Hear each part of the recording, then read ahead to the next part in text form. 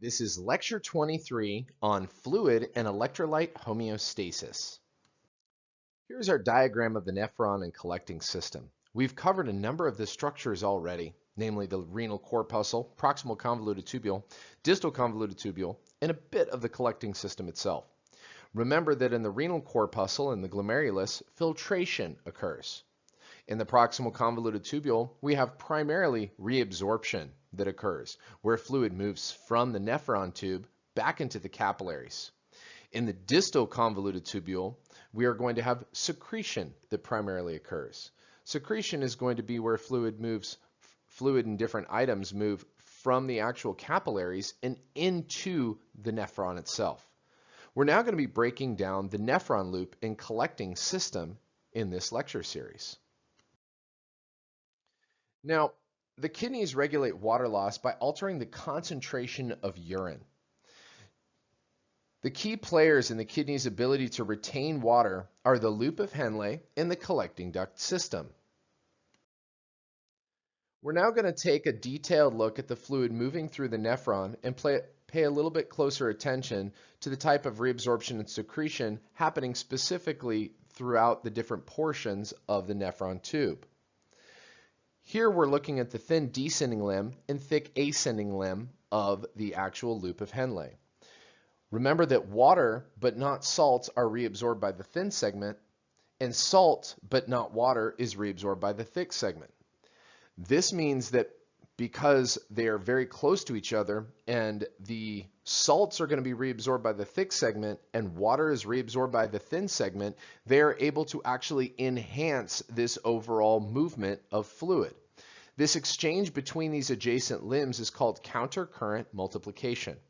Countercurrent simply means that the fluids are flowing in opposite directions, countercurrent, and multiplication means the effect increases with the fluid movement.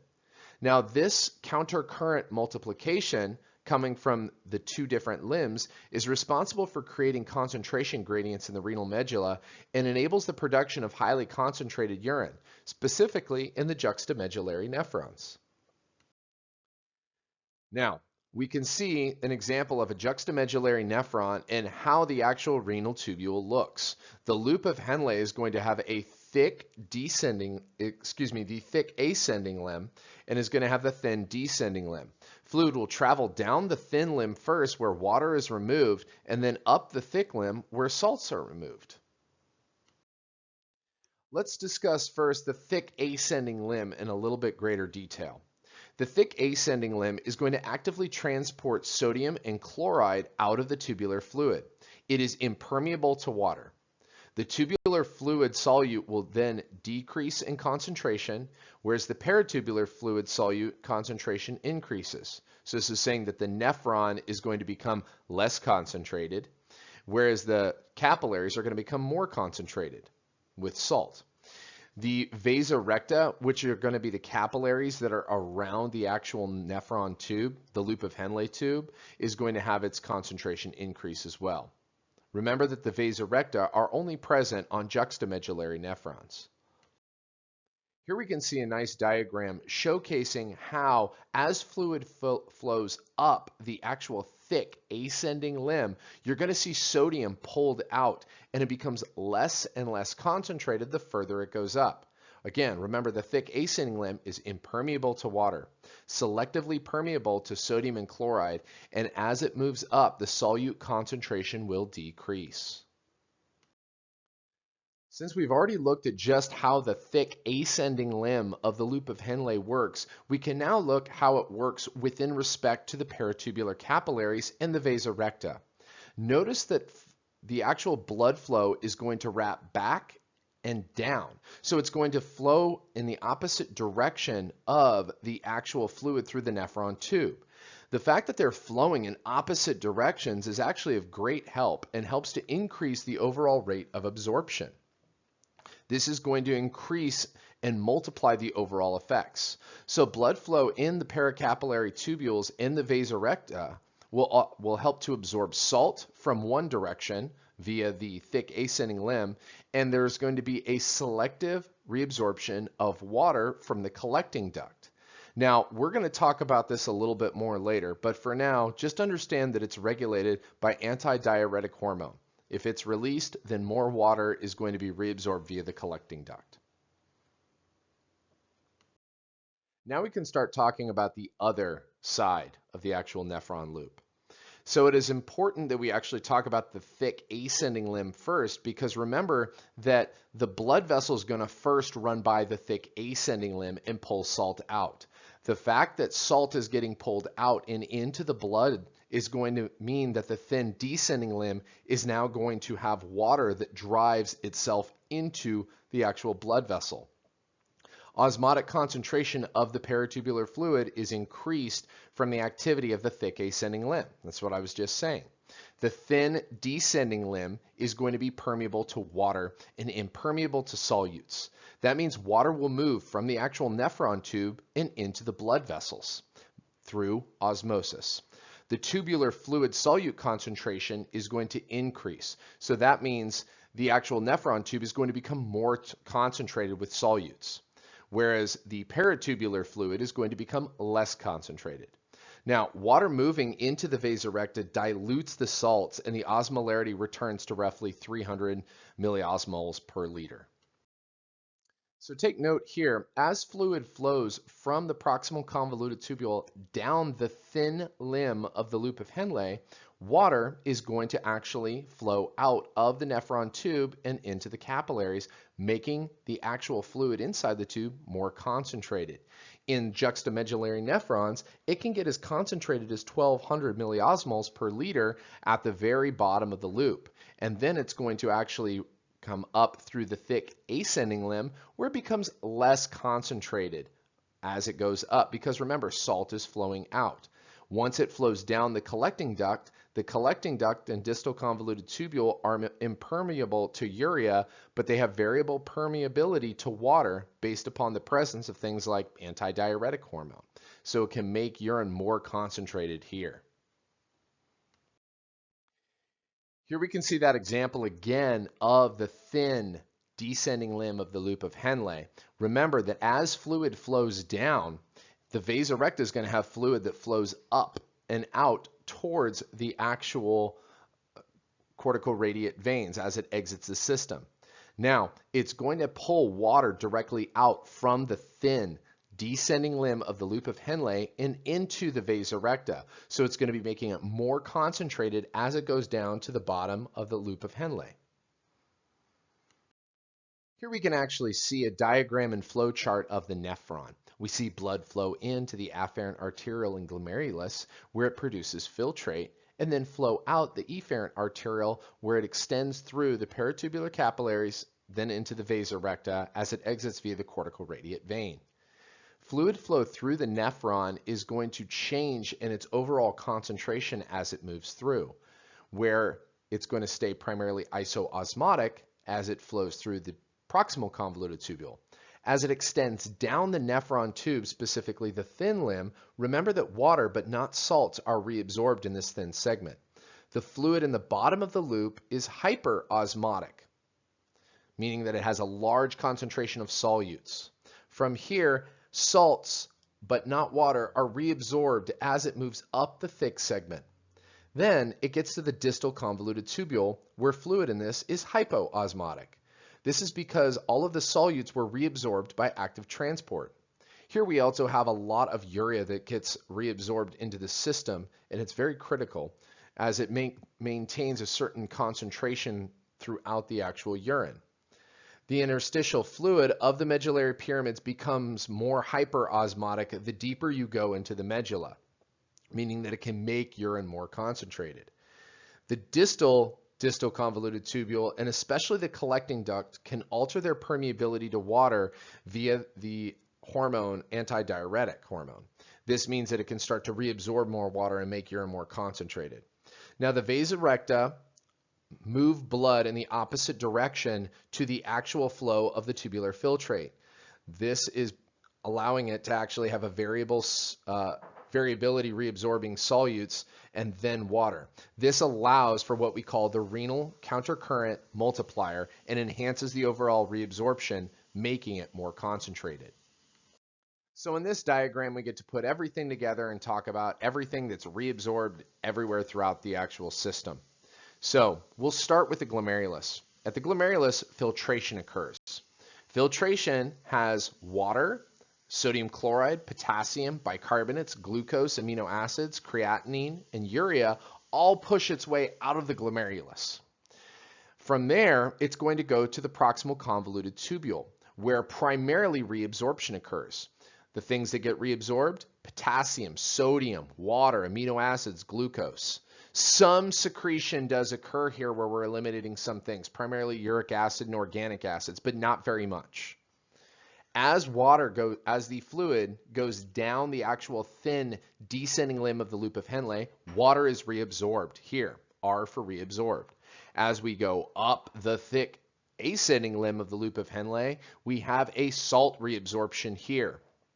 Then we go to the distal convoluted tubule. In the distal convoluted tubule, we have a lot of secretion that occurs, primarily things like potassium, hydrogen ions. We have more uric acid, organic acids, toxins, and drugs that all get eliminated in this area. We can also have selective reabsorption of sodium and water, and the sodium reabsorption happens because of a hormone called aldosterone. We'll get into the aldosterone system next.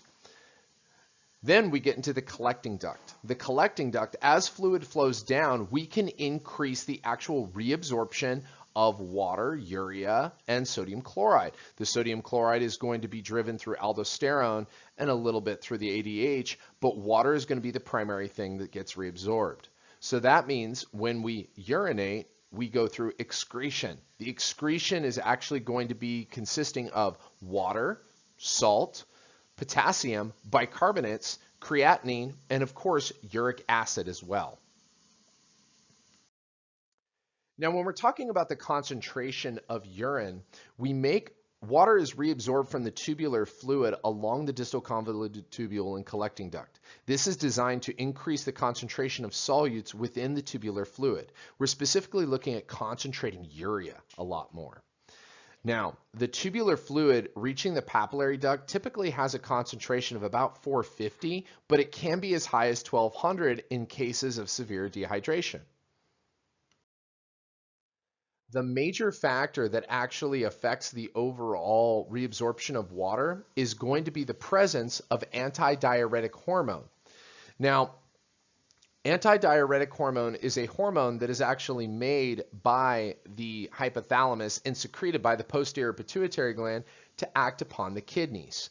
Antidiuretic hormone is otherwise known as vasopressin, and it's going to act upon a structure called the aquaporin. The aquaporin is going to be a special channel in the actual collecting duct. Now, how does this work? Well, we're going to start with normal sodium concentration in the extracellular fluid. If we have our normal sodium concentration in the extracellular fluid disturbed to where we consume large amounts of salt, we have an increase in sodium levels in the extracellular fluid. This will actually stimulate the water detection receptors in the hypothalamus, called osmoreceptors. Now, what does this cause? This will cause the secretion of antidiuretic hormone. The secretion of antidiuretic hormone is going to restrict water loss and stimulate thirst. So that's what it actually has the effect of. It's going to make you more thirsty. It's going to act upon the aquaporins to increase water reabsorption. And because the extracellular fluid osmolarity increases, water will also shift out of the intracellular fluid and increasing the intracellular fluid volume, and thereby decreasing the extracellular fluid sodium concentrations. This combination of making you thirsty, hopefully where you're drinking more water, and shifting fluid out of the inside of the cell to the outside of the cell can all help to decrease the overall sodium levels in the extracellular fluid, thereby returning you to homeostasis. Now, as I've said, the antidiuretic hormone allows water channels called aquaporins to form. The aquaporins are going to appear in the apical plasma membranes of the distal convoluted tubule and collecting duct, and the water permeability of that last tubular segment is going to increase. This will thereby increase water reabsorption and allow you to produce a small volume of concentrated urine. The osmotic concentration can equal the deep renal medulla. So we can get up to 1,200 milliosmoles per liter in the actual bottom of the collecting duct. Here's an example of how antidiuretic hormone would actually work. So we have our normal loop of Henle, which is going to have water reabsorption that occurs in the thin descending limb, salt reabsorption, which occurs in the thick ascending limb, and now we make antidiuretic hormone present. With the presence of antidiuretic hormone, we can see that it becomes far more concentrated as it moves down. Now, the urine volume without antidiuretic hormone, if we eliminate the presence of antidiuretic hormone, the urine volume will decrease in its overall concentration because we have no water that is reabsorbed in the distal convoluted tubule and collecting duct. The fluid will simply become part of the urine, and we produce a large volume of very low dilute. So it's a low osmotic concentration of urine. Now, when sodium gains equals sodium losses, we have sodium balance. That's what we want in the body. That's overall homeostasis. Now, there's a number of regulatory mechanisms that change the actual volume outside of the cell while keeping sodium concentration stable. However, when sodium gains exceed the losses, we have an increase in extracellular fluid volume. When sodium losses exceed the gains, we have a decrease. Now, the primary hormone involved in this is antidiuretic hormone as it controls overall fluid. The small changes in the extracellular fluid volume do not cause adverse physiological effects. This can occur throughout the day without any major changes that we would even note. Now, as I've said, there's a good degree of balance in the system. However, sometimes we have imbalances that we can't easily correct for. We're outside of the homeostatic range. Now, sodium imbalances, we only see sustained sodium imbalances in the extracellular fluid, secondary to severe fluid balance problems. These are really life-threatening conditions, and that would be hyponatremia, where we have low sodium concentration, and hypernatremia, where we have high sodium concentration. Hyponatremia, or low salt concentration, is typically from overhydration or inadequate salt intake. This is why it's not always best to be drinking just gallons of water a day, staying super hydrated. It can lower your overall sodium concentration. Hypernatremia is going to typically be caused by dehydration. It can also be caused by blood loss as well. In both of these cases where we have an imbalance of salts to fluids, we're going to have a lot of neurological and muscular function issues, because you have to remember that the balance of electrolytes in the system is vital for maintaining cell function, to where it allows us to conduct action potentials and to move different items across the cell. So we're essentially stopping transport and the system can shut down. Let's go on the flip side, where we have that homeostasis of our normal extracellular fluid volume disturbed in the opposite direction. Here, decreasing extracellular fluid volume by fluid loss or from sodium loss decreases our blood volume and blood pressure. That means we get a little bit different of an endocrine response.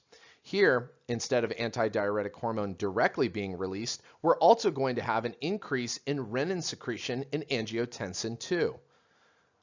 We're going to thereby have an increase in aldosterone release, and finally, an increase in antidiuretic hormone.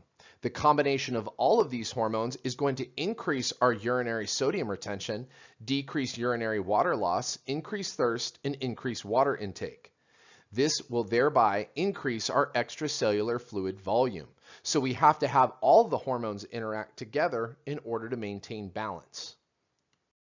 So I mentioned in the previous slide about a few hormones that actually get released. We've talked about antidiuretic hormone and its overall effects. We will talk about angiotensin II. The other one I mentioned was aldosterone. Now, because sodium is such an important factor in determining extracellular fluid osmolarity, there are specific homeostatic mechanisms that have evolved to actually work on its regulation. One mechanism relies on the action of the hormone aldosterone, which is a steroid hormone secreted by cells of the adrenal cortex. Increased aldosterone release will increase sodium absorption. That's its overall function. Now, the mechanism and how it works, to understand, there's a flow chart in your lecture notes, but to break that down, understand that aldosterone is released in response to either low extracellular fluid osmolarity, so low sodium levels, or high potassium levels, because sodium and potassium need to be balanced in the system. This will cause an increase. What aldosterone does is cause a sodium increase by opening more channels in the distal convoluted tubule. Aldosterone release can also be stimulated by angiotensin II and working with this powerful hormone to actually help to stabilize and bring the extracellular fluid concentration back up and normalize blood pressure and blood volume. Now, if we increase blood pressure and blood volume, that means we're going to have an increase in extracellular fluid volume that will cause this. So from there, that natriuretic peptides that are released by the cardiac muscle cells will signal a response that increases sodium loss in the urine. So we start to push more sodium out. We increase water loss in the urine. We decrease thirst, and we turn off antidiuretic hormone, aldosterone, epinephrine, and norepinephrine release. So we're trying to actually force a lot more out of our system, water and salts, in order to bring blood pressure and blood volume down. This will decrease blood volume and blood pressure, and thereby bringing us back to homeostasis. We're now to the final component of the overall blood volume regulation system in the body, and that is the renin-angiotensin system, or RAS. In the face of decreased blood pressure, another pathway leads to aldosterone release, like we already talked about, but it has many effects as well. So the renin-angiotensin system is actually going to be triggered initially, as we can see in the upper left corner, by dehydration, sodium deficiency, or hemorrhage. So a lowering of extracellular fluid osmolarity, which we've already discussed. From here, this will cause a decrease in blood volume, which will of course cause a decrease in blood pressure. This is going to activate the JG cells in the afferent arteriole, and they will secrete renin. Renin will combine with a substance called angiotensinogen, which is produced from the liver. The combination of these two is going to make angiotensin I. Now, angiotensin I has little activity until it's actually converted to angiotensin II. It is converted to angiotensin II by the enzyme angiotensin converting enzyme, or ACE. ACE is going to be localized on the surface of endothelial cells in many capillaries, but it's really found primarily in the lungs. Now, angiotensin II is going to have a number of effects. Its effects are actually going to be as follows. It is the strongest vasoconstrictor that we know. It will specifically have this effect on the afferent arteriole, but can have vasoconstrictor effects throughout the system. It increases the release of aldosterone. It increases the release of antidiuretic hormone. It will initiate a strong thirst response. It will increase sympathetic output to the heart and blood vessels, and it directly stimulates increased sodium absorption by the nephron. So I mentioned it before, is that as that blood volume and the actual sodium levels are lower, our blood volume is going to be lower, things like that. Where is that detected? If we remember back to some of the actual local autoregulatory mechanisms of the glomerulus, we talked about the macula densa and how that could sense sodium. Now remember, this is going to have a local level and eventually get to the central level. So we can see the macula densa are going to be cells in the distal convoluted tubule that would actually sense sodium. From there, it could activate the JG cells. Juxtaglomerular cells are going to be around the afferent arteriole and efferent arteriole junction where it meets directly with the macula densa. So these are the cells that I discussed that would actually release the renin that we talked about earlier. So just reviewing, renin as it's released is going to cause a cascade of effects where renin combines with angiotensinogen to make angiotensin I, angiotensin I combines with ACE to make angiotensin II, and angiotensin II is going to cause vasoconstriction, it's going to cause a release of aldosterone, ADH, and all of this is designed to allow blood pressure to increase and normalize in the system. And this is going to conclude fluid and electrolyte homeostasis in the actual system.